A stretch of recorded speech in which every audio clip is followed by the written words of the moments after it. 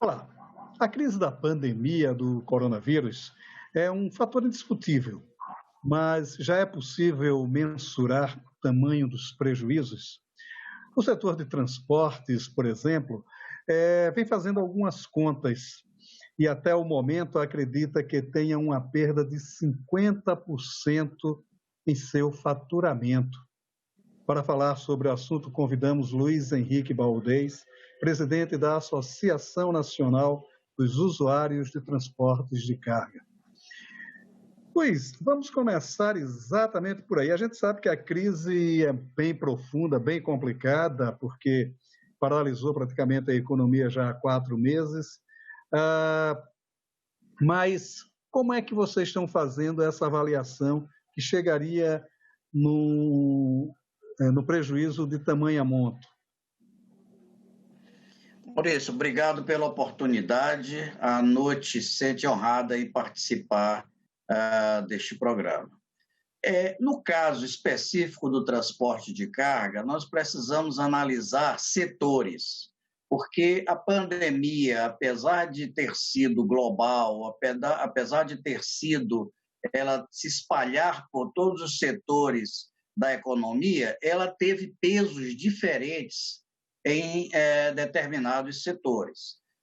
No nosso caso, nós tivemos, por exemplo, o agronegócio, que teve um impacto relativamente pequeno. O agronegócio conseguiu passar quase, eu diria, quase que incólume pela pandemia, e o que foi muito bom, porque manteve, pelo menos, esse setor em nível de atividade satisfatório.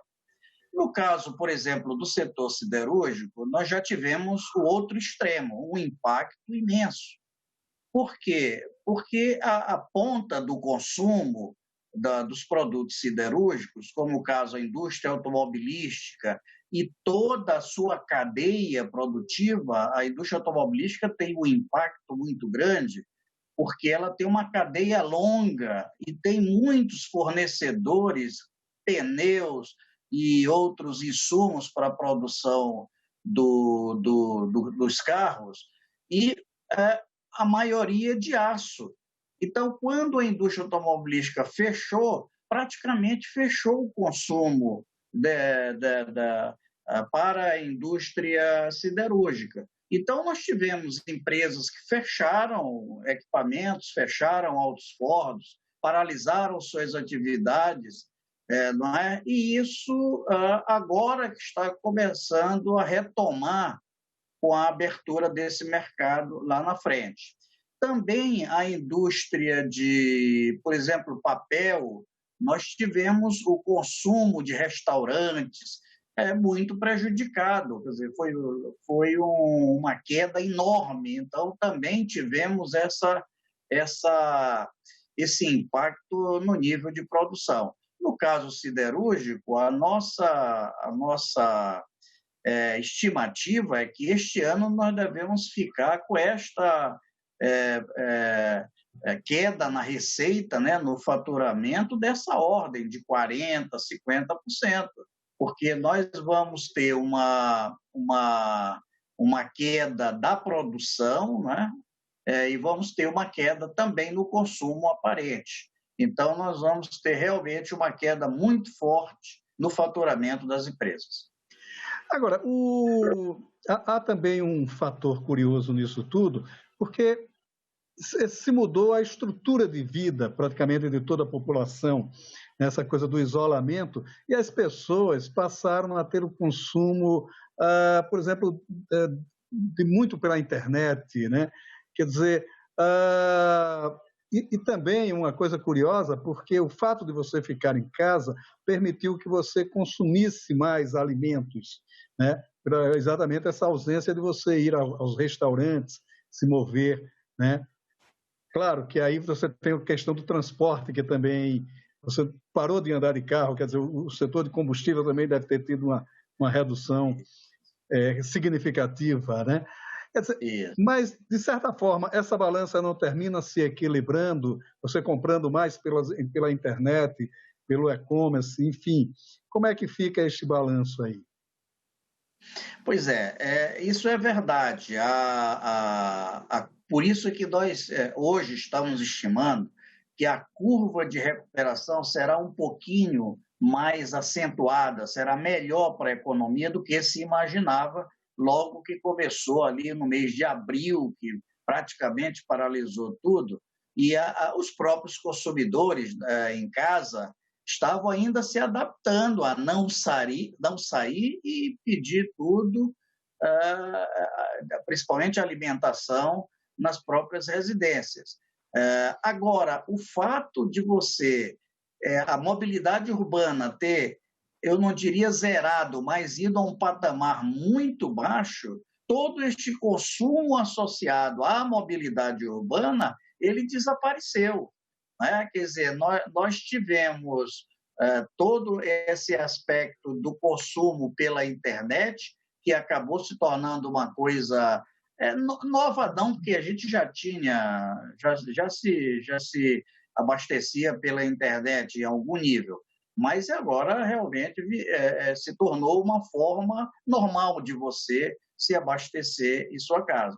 Mas a mobilidade urbana, só para você ter ideia, no caso dos pedágios, que é um indicador de mobilidade urbana, os pedágios caíram mais de 30%, tá certo? Caíram na média, porque veículo foi quase mais de 40% de queda dos veículos, e nos caminhões, que é a outra parcela, caiu em torno de 20%. Então, os caminhões caiu menos porque o agronegócio, porque é como você falou, o consumo alimentar das pessoas continuou, não é? Eu acredito no nível, ainda vamos ver, mas acredito até no nível menor, mas continuou a alimentação normal das famílias. Mas o passeio, a ida ao trabalho, isso tudo reduziu brutalmente, tá? E como nós temos, no caso das empresas associadas da ANUT, elas são demanda derivada de um consumo de ponta, quando a ponta cai, o primeiro a cair também somos nós vamos arrastados, tá? Pelo não consumo ou pela redução do consumo. Então, houve um balanço, né? Não foi tão terrível quanto se imaginava, né? Em abril. Só para você ter ideia, nós tivemos um caso de empresas que fecharam as portas. Olha, uma indústria gasta bilhões de reais para ser implantada. Chegar no limite de você fechar porque não tem a quem vender, é realmente uma decisão muito drástica, muito difícil de ser tomada. Mas nós tivemos casos de fechar a porta, fechar a produção, fechar equipamento, porque o consumo realmente foi muito lá embaixo. Mas eu diria isso, a sua avaliação está correta no sentido de que houve um reequilíbrio, mesmo que menor do que o desequilíbrio, mas houve um reequilíbrio na matriz de consumo. Agora, Luiz, também tem um aspecto cultural do meio de transporte, que é exatamente esse transporte meio que casado. Quer dizer, o caminhoneiro que sai de São Paulo com um determinado produto para Brasília, por exemplo, ele volta para São Paulo também transportando produtos aqui do Centro-Oeste. Há essa coisa. Essa cadeia se manteve, de certa forma, equilibrada ou houve um desequilíbrio aí muito grande? Porque mudaram... Não, né? Houve um desequilíbrio. O que acontece é o seguinte, normalmente, antes da pandemia, você já tem desequilíbrios. Por quê? Desequilíbrio em termos de volume e em termos de valor do produto que está sendo transportado. Por exemplo, os produtos de São Paulo ou do Sudeste que vão para o Nordeste têm um maior valor agregado. E o volume é maior. Os produtos que vêm com os caminhoneiros do Nordeste voltando para o Sudeste, o valor agregado deles é menor.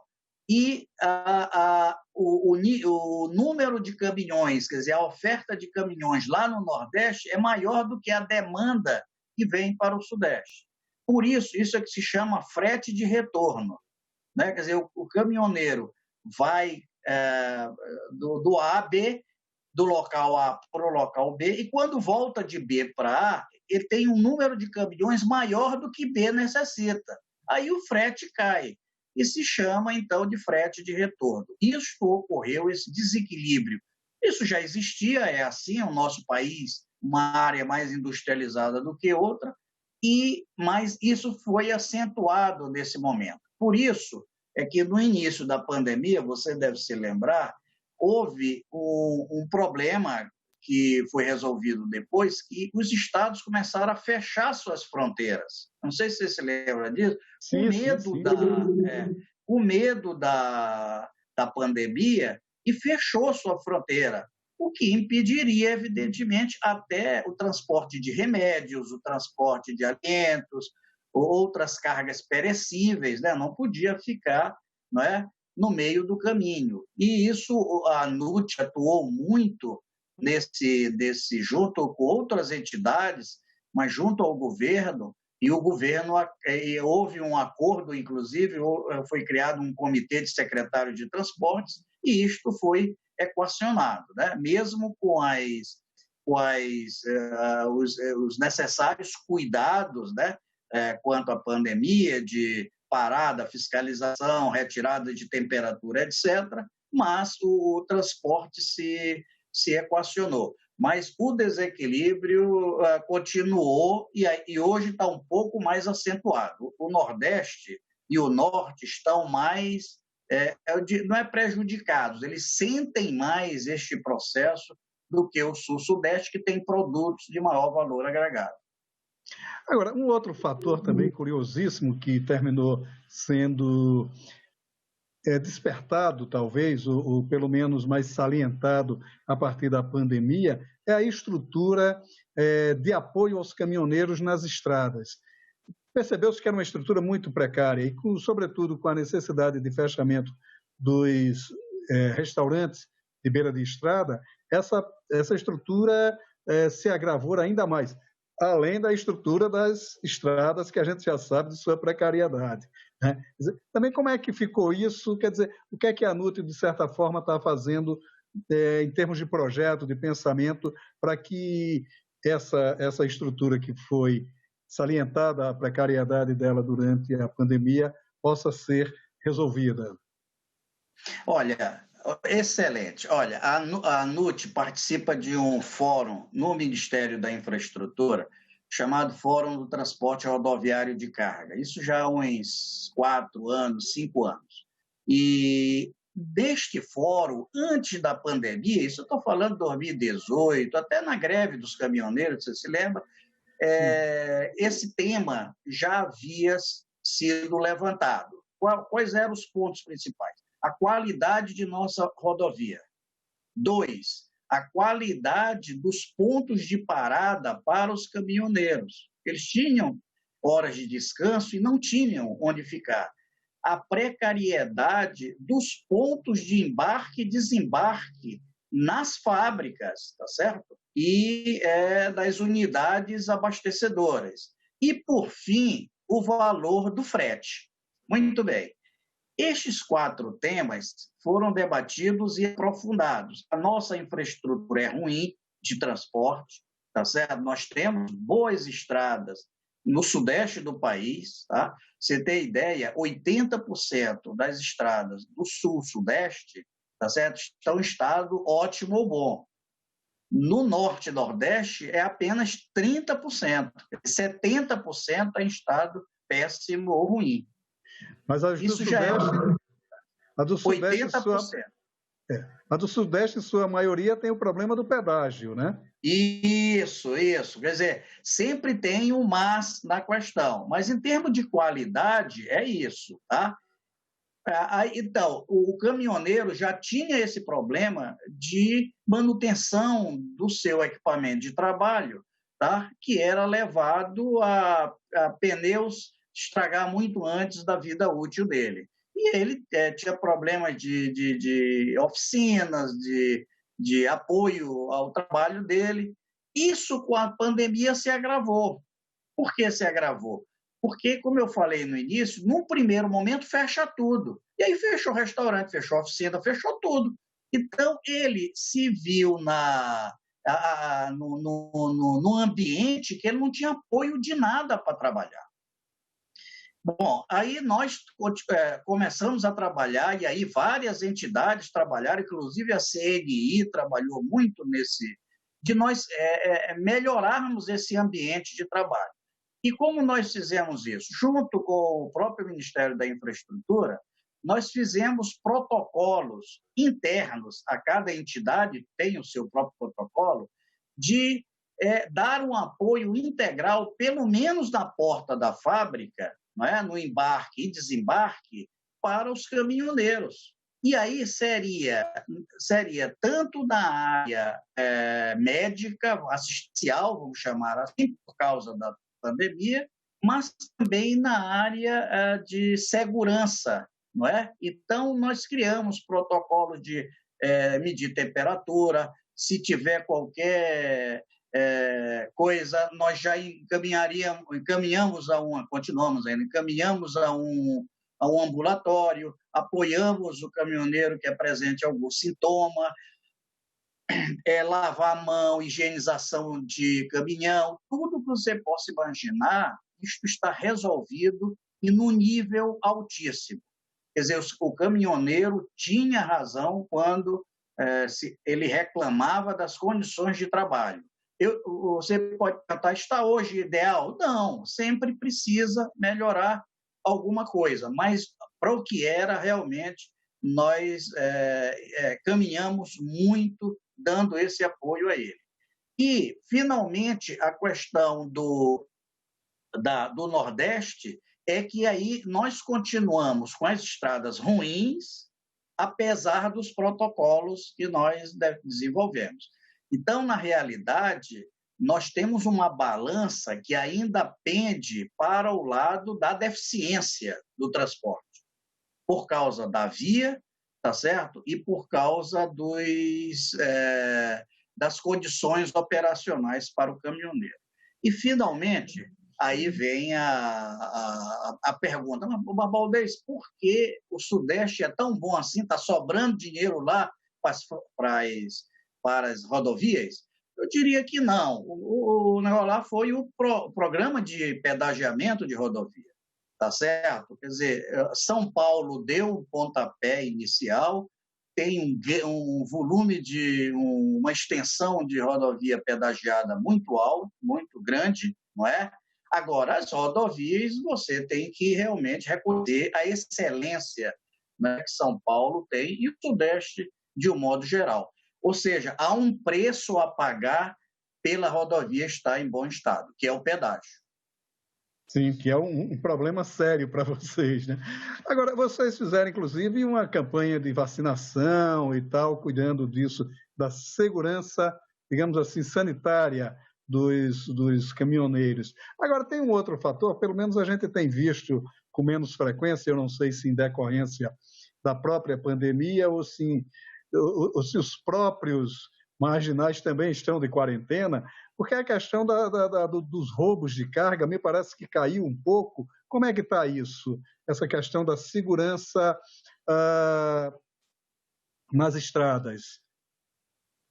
É verdade. Essa questão do roubo de carga, surpreendentemente, outro dia eu estava até entrando em contato com algumas seguradoras para entender um pouco qual foi o fenômeno que ocorreu, tá certo? Foi devido ao isolamento social, não é? Foi devido também à queda no consumo, porque muitas têm produtos de alto valor agregado que são muito visados, né? É celular, é televisão e tal. Esses produtos de maior valor agregado que houve também uma queda no varejo, né?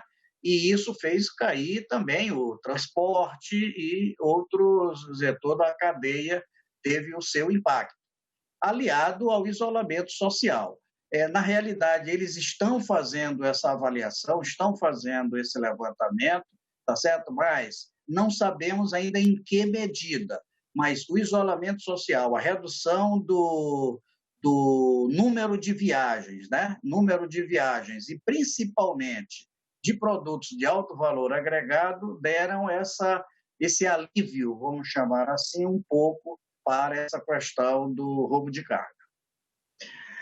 Valdez, também há uma questão que é interessante a gente salientar aqui, porque a gente sabe que, claro, todos os setores terão prejuízos, o setor de transporte, vocês calculam num prejuízo aí algo em torno, ou pelo menos na diminuição dos ganhos, algo em torno de 50%, né? Mas, de qualquer forma, a pandemia trouxe algumas lições, trouxe algumas discussões que, de certa forma, enriquecem, né, as nossas perspectivas de futuro, pelo menos. Quer dizer, como é que o setor de transporte está hoje vislumbrando o pós-pandemia? Olha, nós vemos com otimismo responsável, vamos chamar assim, tá?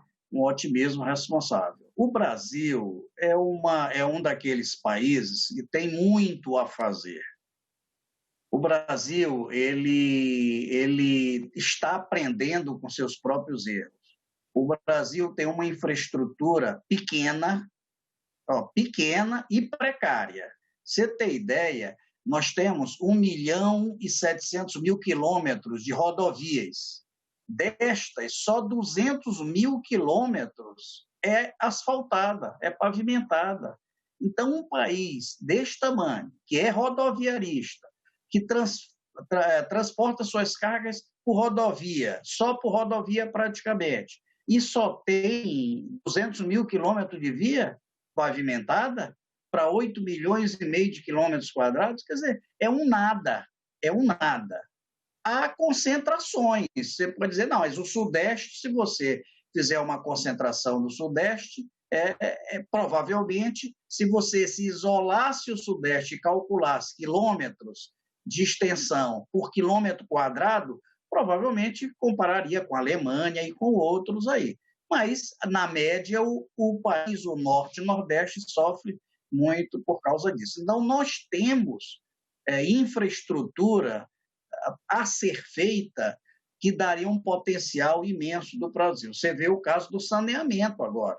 Se fala que há necessidade de 700 bilhões de reais de investimento. Por quê? Porque tem tudo a fazer. Né? Não é fazer um pouquinho, uma conexão aqui, tantos quilômetros. Não, é refazer tudo que nós temos que fazer.